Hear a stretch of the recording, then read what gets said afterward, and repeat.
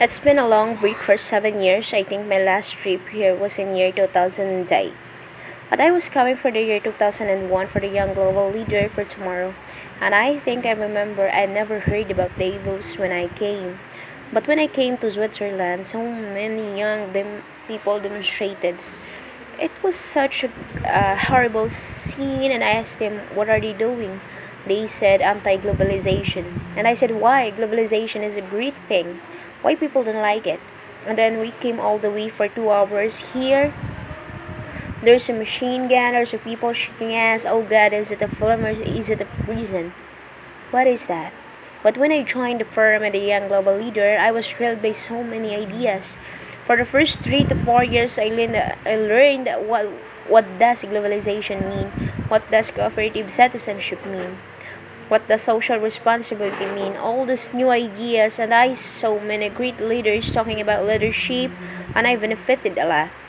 In the year 2008 and 9, when the financial crisis came, I thought it's better to go back to work because we can never win the world by talking. So go back, spend 7 years. Now I came back. I think it's time to do something in return because I learned so much 12 years ago. So why should I not be talking to the young global leader for today? Sharing with them how we've gone through. So that was the thing. Let's start with where you are today. Just how big is Alibaba? How many people came every day? How many people came in a week? How fast is it growing? Yeah, we have over 100 million buyers visiting our site, shop on our site every day, and we created 100 million every day. We created 13 million jobs for China directly and indirectly, and we grew from 18 people to 30,000. 18 in my apartment to now we have 4 big campers. Compared to 15 years ago, we were big, but compared to 15 years later, we're still baby. How big you'll be in 15 years from now? I think 15 years ago I told my team that 15 years in the past 15 years we grow from nothing to this size. In 15 years later, I want people to see and know about Alibaba because it's already everywhere. I want 15 years ago when we talk about what is e-commerce, why small businesses can use this e-commerce, use the internet, can do business reconciliation, and I hope 15 years later people forget about e-commerce because we think it's like electricity. Nobody think it's a high tech today. This is something that I don't want 15 years later. We still walk on the street talking about why and how e-commerce can help people. Trading. You tried to get into 3 colleges. Each time they rejected. No, I tried. There is an examination. The young people, if you want to go to university, you have to take the examinations. So, I failed 3 times, but I failed a lot of things. I failed for funny things. I failed the K primary school test 2 times. I failed 3 times for the middle schools, and you will never believe in Hangzhou, my city. There's only one middle school that lasts only 1 year. It was changed from primary to middle school because our graduate of our school no middle school accepts us because we're too bad. It would become a middle school. What effect did it have though, being rejected? Well, I think we have to get used to it. We're not that good. Even today, we still have a lot of people reject us. I think when I graduate from universities and before, for 3 years I tried and failed to get onto universities. So I applied to jobs for 30 times, got rejected. I went for police, they say no, you're not good. I want to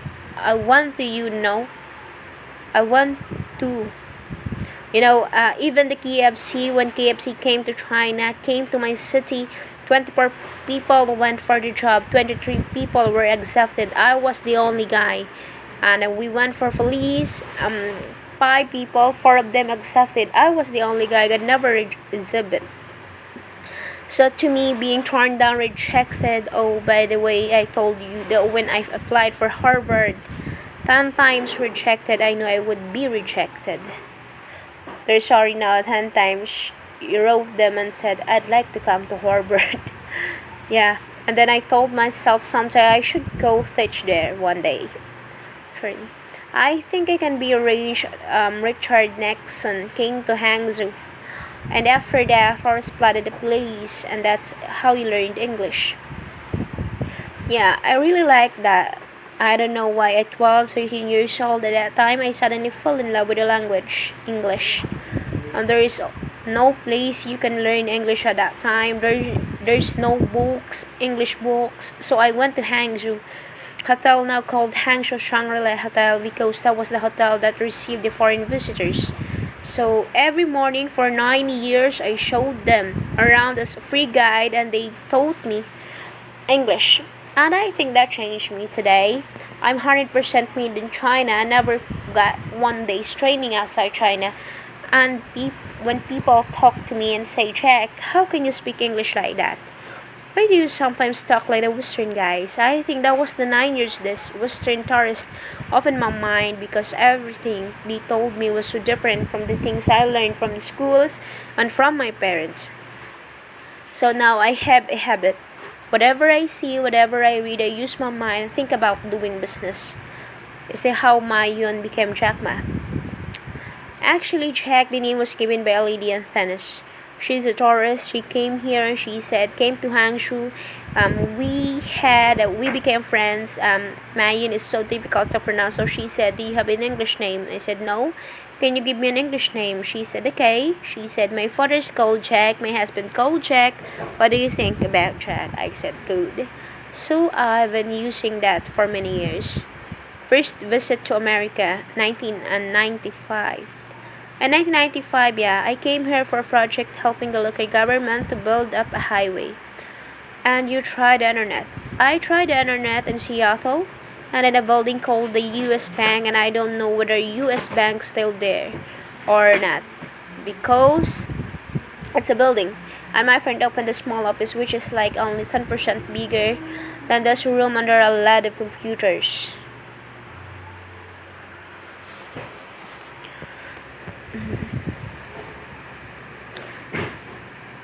And he said, Jack, this is internet. I asked, what is internet? He said, search whatever you want. And that time they used Mosaic very slow. And I said, I don't use it. I don't want to type because computers are so expensive in China. If I destroy it, I cannot pay. He said, just search it. So I searched the first word beer. I don't know why, because it's easy to spell, but I sell. And I see beers from Germany, beers from the USA, beers from Japan, but there is no beer from China. And I said, okay. I typed the second word, China. No data, nothing. Nothing. 1995. No data about China, so I talked to my friend, why don't I make something about China? So we made a small, very ugly looking page called China. It's something like I did a translation agency and were listed on there. It was so shocking. We launched at 9:40 in the morning. 12:30, I get a phone call from my friend who said, Jack, you've got 5 emails. I said, what is email? And he said, these are the things. He said, people are so excited. Where are you? This is the first time I see a Chinese website on that. How can we, when can we do something together? So I think this is something interesting. So we should do it. Why did you call it Alibaba? Alibaba. Well, when I started, I think internet is global. We should have a global name and a name that is interesting. Like at that time, the best name was Yahoo. So I've been thinking for many days, and suddenly Alibaba was a good name. So I happened to be in San Francisco that day. I have lunch. The waitress came. I asked her, do you know about Alibaba? She said, yes. I said, yes. I said, what is Alibaba? She said, open sesame. Good. So I ran down the street and asked 10 to 20 people. They all knew about Alibaba and the 40 thieves and Open Sesame. I think this was a good name, and I started with A. Whatever you talk about, Alibaba is always on top. You have said before that in creating Alibaba, you have to create trust. People in China were used to face. How did you create trust? I think because we started out doing business on the internet. I don't know you. You don't know me. How can you do things online unless you have trust? So for e-commerce, the most important things was trust. I think when I first went to the US for raising money, talked to venture capitalists, a lot of people say, "Oh, Jack, no, no, no, no, no, no. China doing business via Guanxi. How can you do business with the internet?" And I know that without the trust of the system, the credit system, it's impossible to do business. So we, in the past 14 years, everything we do is trying to build up the trust system, the record system. Well, Charlie, I'm so proud today. Today in China and in the world, people don't trust each other. The government and people, the media, and everybody thinks, oh, this guy is cheating. But because of e-commerce, we've finished 60 million transactions every day. People don't know each other. I don't know you. I send products to you. You don't know me. You wire the money to me. I don't know you. I give person a package. I don't know him. He took something to sell across the ocean, across the river, and this is the trust. We have this 60 million trust happening every day. But you created it by creating an escrow account in the beginning, and you keep the money until they got the product, then you release the money. Yep, that's true. I mean, the escrow service is about Alipay. When this idea would love Davos because it was a big decision because for the 3 years Alibaba is just like an e-marketplaces for information. What do you have? What do I have? We talk a lot of times, but I don't know. But don't do any business because there was no payment. I talked to the banks, no banks wanted to do it. Banks said no, these things would never work. So I don't know what to do. Because if I start to launch a payment system, it's against the financial legal laws because you have to have a license, but I don't have to do it. E-commerce would go nowhere. So then I went to Davos. I listened to a leadership discussion. Leadership is about responsibility. And after I listened to that panel, I gave a call to my friends, my colleagues in the apartment, said, do it now, immediately. If something's wrong, the government's not happy about that. If one body has to go to the prison, Jack Ma, go to the prison. Because it is so important for China, for the world to be able to trust system. And if you do not do it, I said I do not do it properly. Stealing money wash, no trust record, I send you to the prison. So I always say things and people don't like it. So many people I talked to that time for Alipay, they said this is the stupidest idea you have ever got. But I said I don't need the stupid or clever as long as people use it. Now we have 800 million people using this Alipay. Stupid things, everybody is better. Alipay is privately held thing. It's not part of Alibaba. No, it's a private. Let me talk about money for a second. You have never gotten money from Chinese government. No? None? I wanted in the beginning, but later I don't want it because I think if the company always thinks about making money from out of the government's pockets, that's company. That company is rubbish. Think about it. How can you make money from the customers and market, then help customers succeed? That's our philosophy. No money from Chinese banks? No, at that time I wanted and now they want to give me. I don't want it. Your relationship with the government, yeah, what's your relationship? I mean, if they then didn't. Here's what some say that you have existed in an environment that's not. They have restricted competition for you. And that's a pretty good thing to do for a private company. Oh my god. Yeah, I think the relationship with the government for us is very interesting for the first 5 years because I've been working at a part-time job for a government organization called Ministry of Foreign Trade in 1997 for 14 months. And I learned that you should never rely on government organization to do e-commerce. And I started business. I told my people and team in love with the government, but don't marry them. Respect them, and a lot of people say, well, the government officer is talking about internet censorship and this is, and I don't worry about. I think it's some opportunity, it's a responsibility talking to them, tell them how the internet can help. So you can tell them we create jobs. Oh yeah, I think a lot of people debate and fight against them. And then the first 12 years, anybody comes to my office, I sat down talking to them. How can we help the economy? How can we create jobs? Why China will improve by the internet? I think because the internet at that time was new to any government. And if you convince somebody and you have the chance, so today I'm very talkative. Probably this is why I talk to so many people. You're also seen in Hollywood, yeah. What are you doing in Hollywood? Well, I like Hollywood innovation, the digital. I learned so much about the Hollywood movies, especially the Forrest Gump.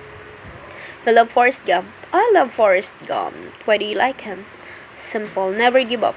People thinking he's dumb, but he knows what he's doing. And I was very depressed that day in the year 2002.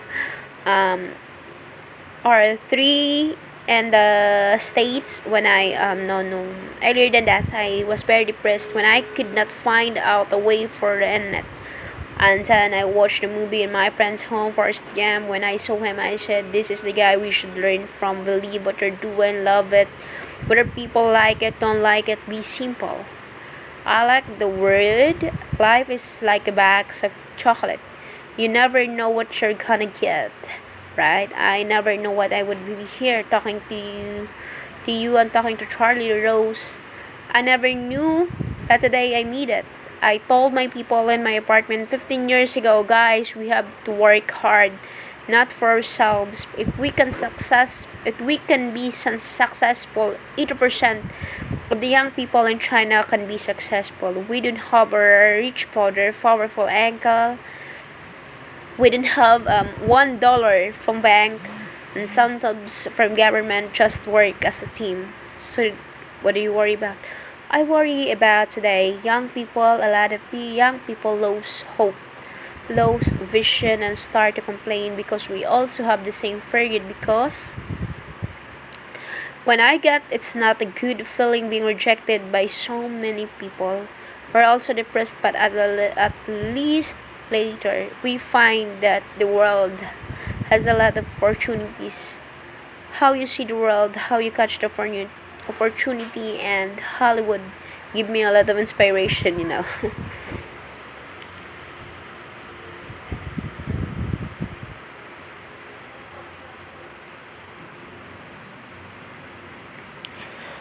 You're basically out there for business. You out there because you want to make movies and sell them. I want to make movie for business wise. We are an e-commerce company. We have a lot of products that need logistics, but movie, TV, these sort of things, a unit need a logistics system. And movies are probably is the best product that can help Chinese young people to understand, because one thing I told Chinese people, my friends in American movies, all the heroes at the beginning they look like bad guy, but when terrible things come, they can become hero. And finally, they all survive. China, if you are a hero, all the heroes died because only did people became a hero. So nobody wants to be a hero. Yeah, I want to see here today we have heroes living in this world. China today are worried about the economy slowdown. No, I don't worry about it. I think China's doing a slowdown. It's much better than keeping it 9%. China today is the second largest economy in the world. It's possible to keep 9% of the growth. If China's keep the 9% of the growth of the economy, there must be something wrong. You will never see the blue sky. You will never see the quality. China should pay attention to the quality of the economy. China should not.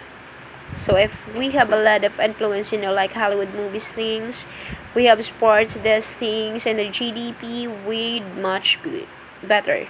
So I think just like a human grow, you can never this and cannot grow. Certain times, the slow growth of a body is slow, but it should grow your mind, grow your culture, grow your values, and grow your wisdom. I think China is moving in that direction.